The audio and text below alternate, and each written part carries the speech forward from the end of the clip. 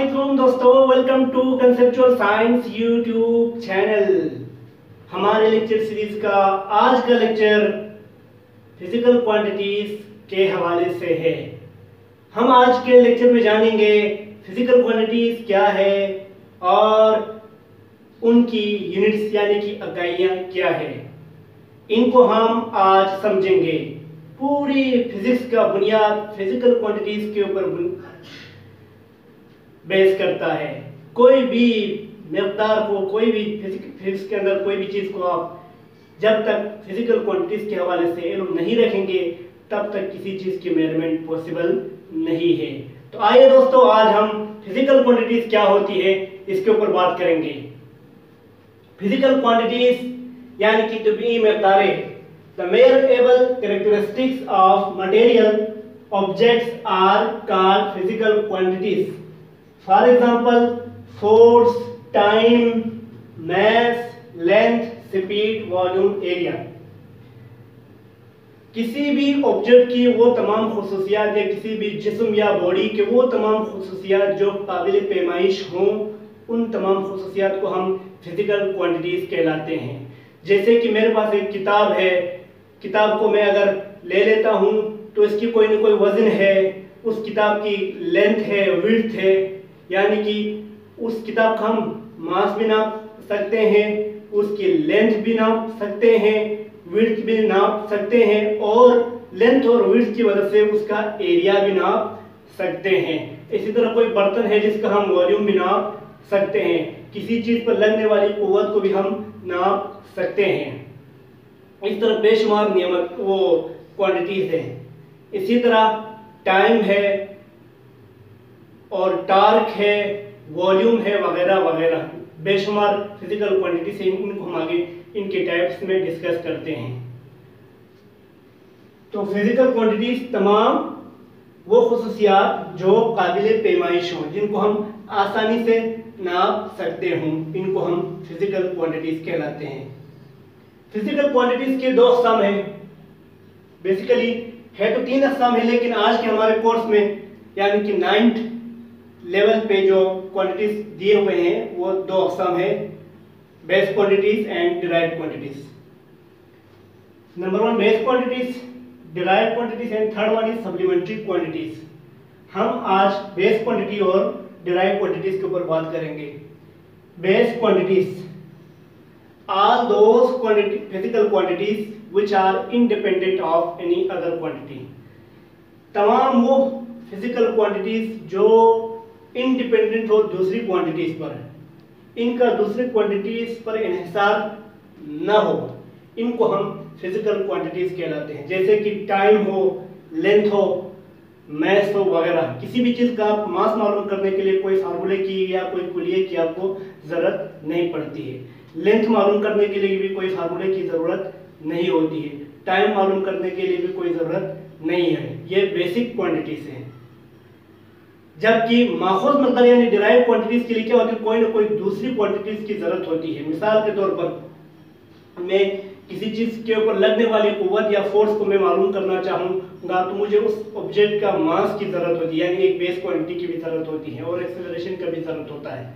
इसी के अलावा किसी ऑब्जेक्ट की अगर मैं स्पीड या रफ्तार मालूम करना चाहूँ तो मुझे उसका टाइम और डिस्टेंस, यानी ये ऑब्जेक्ट कितना फासला तय करती है, वो दोनों जरूरत पड़ती है। यानी एक तरफ से फासला ही एक बेस क्वांटिटी है, टाइम ही बेस क्वांटिटी है। इन दोनों से मिलकर ही हमें क्या मिलती है, स्पीड मिलती है। तो इस तरह से बेशुमार मिकदारें हैं जो बेस क्वांटिटीज के ऊपर डिपेंड करती है।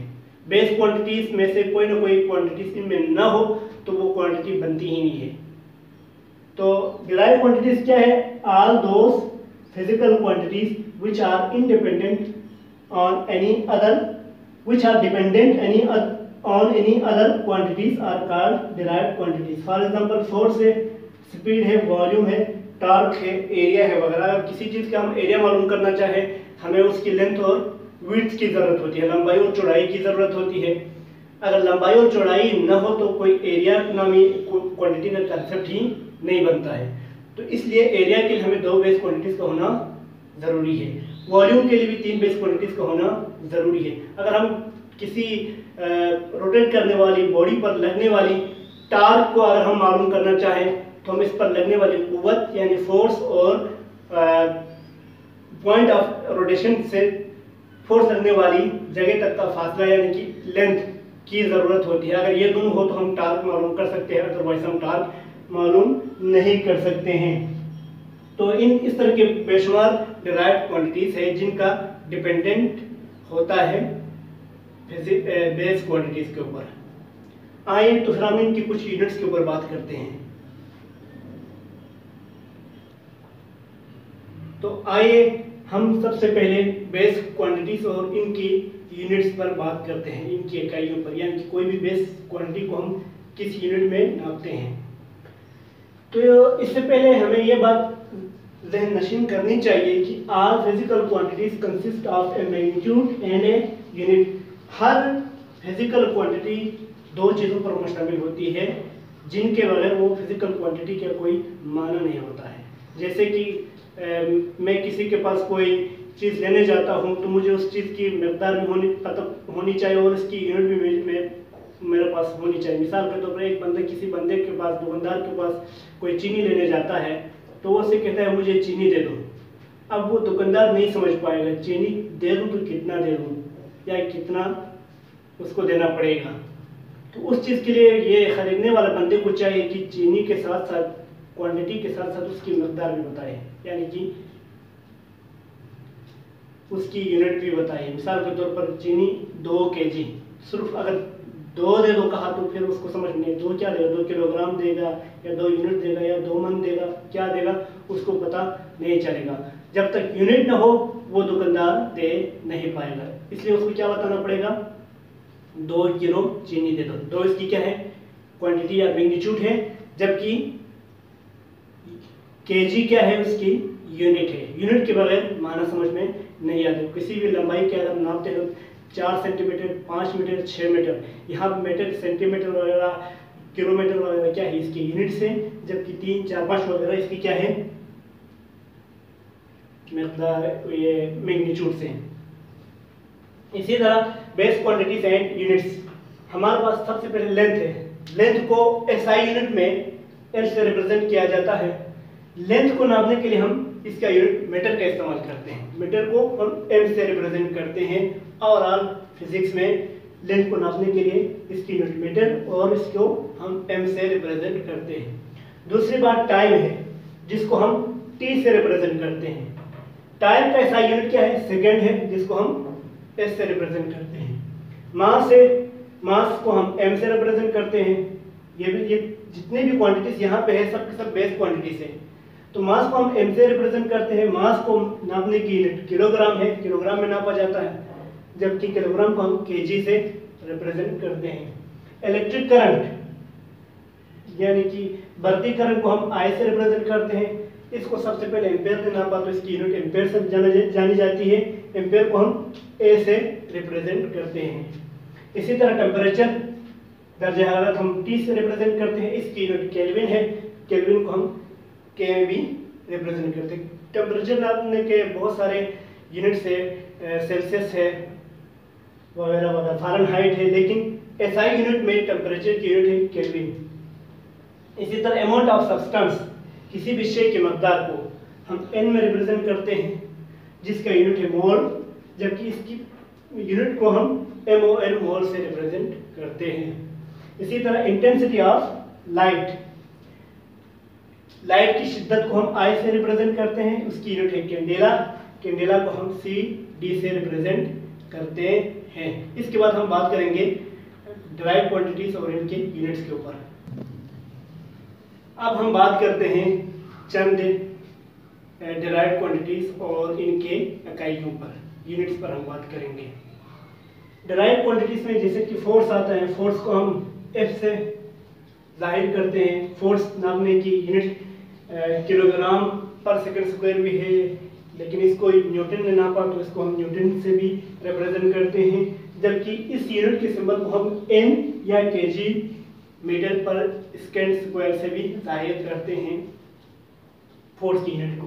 दूसरी बात स्पीड है। स्पीड भी एक जाहिर सी बात है, डिराइव क्वांटिटी है। स्पीड का फार्मूला हम जानते हैं क्या है, v is equal to S upon T. S हमारा यहाँ पे डिस्टेंस है, तो डिस्टेंस क्या है, लेंथ है। लेंथ क्या है, एक बेस क्वांटिटी है। जबकि टाइम क्या है, टाइम भी एक बेस क्वांटिटी है। यानी कि स्पीड का बनने के लिए दो बेस क्वांटिटीज का होना जरूरी है। It means speed is dependent upon S and T, यानी दो बेस क्वांटिटीज पर ये डिपेंड करती है। तो इसलिए हम इसको डिराइव क्वांटिटीज में शुमार करते हैं। तो स्पीड नापने की यूनिट क्या है, मीटर पर सेकंड, और इसकी सिंबल मीटर और पर सेकंड है। जबकि तीसरी क्वांटिटी है वर्क, यानी कि काम। काम को हम W से रिप्रेजेंट करते हैं। काम को हम नापने की जो यूनिट ले लेते हैं वो जोड़ लेते हैं। जोड़ को हम किससे ले लेते हैं, J से रिप्रेजेंट करते हैं। जैसे कि वर्क का भी आप फार्मूला जानते हैं, W is equal to F into D। W is equal to F की यूनिट आपको पता है न्यूटन है, जबकि डिस्टेंस मीटर है, तो वर्क यूनिट न्यूटन मीटर हो गई। तो वर्क में भी क्या है, एक बेस क्वांटिटी है D, एक डिराइव क्वांटिटी F है। तो कम से कम एक बेस क्वांटिटी के ऊपर ये डिपेंड करती है वर्क, इसलिए हम इसको डिराइव क्वांटिटीज में शुमार करते हैं। इसी तरह प्रेशर है। प्रेशर भी आप जानते हैं, प्रेशर का फार्मूला है P is equal to force per unit area. Force एक डिराइव क्वांटिटी है। अब ये दो चीजों पर डिपेंड करती है, मास और इसके एक्सेलरेशन पर। जबकि एरिया भी दो चीजों पर डिपेंड करती है, लेंथ बाय विड्थ के ऊपर। अब फोर्स और एरिया डिपेंड करते हैं बेस क्वांटिटीज के ऊपर। फोर्स बनने के लिए कम से कम एक बेस क्वांटिटी मास का है होना जरूरी है, जबकि एरिया बनने के लिए लेंथ का होना जरूरी है, दो लेंथ का। ये दो चीजें से बन के एरिया बनता है, जबकि मास और एक्सेलरेशन से हमें फोर्स मिलता है। जब फोर्स अपन एरिया को हम कैलकुलेट करें तो हमें उस यूनिट एरिया पर लगने वाली प्रेशर का पता चलता है। तो प्रेशर को हम P से रिप्रेजेंट करते हैं। इसकी यूनिट एटमॉस्फेरिक है और इसको हम ATM से रिप्रेजेंट करते हैं। इसके बाद एक्सेलरेशन है, यानी कि इसरा को हम A से रिप्रेजेंट करते हैं। इसकी यूनिट मीटर पर सेकेंड स्क्वायर है, जबकि इसको हम मीटर पर सेकेंड स्क्वायर से रिप्रेजेंट करते हैं।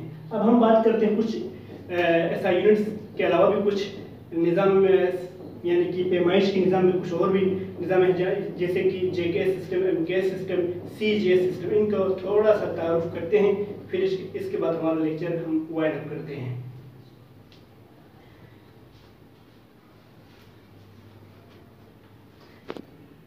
अब चीज़ों की पैमाइश के हवाले से जब से तारीख में जब से साइंस का रोल रहा है, उन चीज़ों की पैमाइश के लिए हर ज़माने में हर वक्त में लोगों ने मुख्तलिफ निज़ाम का सहारा लिया।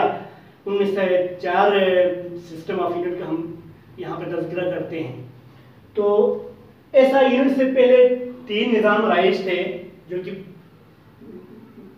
जिस्मानी चीज़ों की पैमाइश के लिए इस्तेमाल हुआ करती थी, जैसे कि CGS सिस्टम।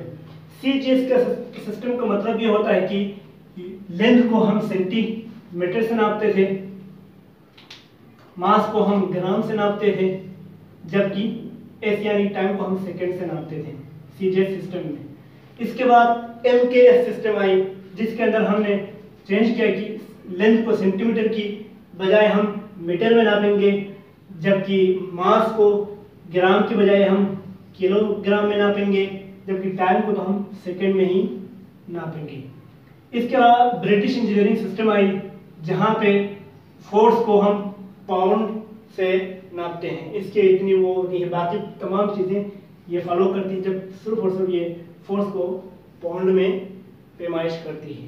इसके बाद 1960 में एक नया निज़ाम मुतारिफ कराया गया, जिसकी बहुत ही ख़ास अहमियत बयान की गई कि ये निज़ाम के अंदर हर क्वांटिटी की एक अलग यूनिट और अलग इकाई होगी जो काबिल पैमाइश होगी। ये निज़ाम 1960 में मुतारिफ कराया गया और इसको इंटरनेशनल सतह पर साइंटिफिक निज़ाम पैमाइश के तौर पर इस्तेमाल किया गया, जिसके अंदर हम लेंथ को हम मीटर से नापते हैं, मास को हम किलोग्राम से नापते हैं और टाइम को सेकंड से, और भी बहुत सारी बेशुमार बेस क्वांटिटीज और डिराइव क्वांटिटी से जिनको हमने पहले तज़किरा किया है, वहीं सब कुछ SI यूनिट के बेस पर हम पैमाइश करते हैं।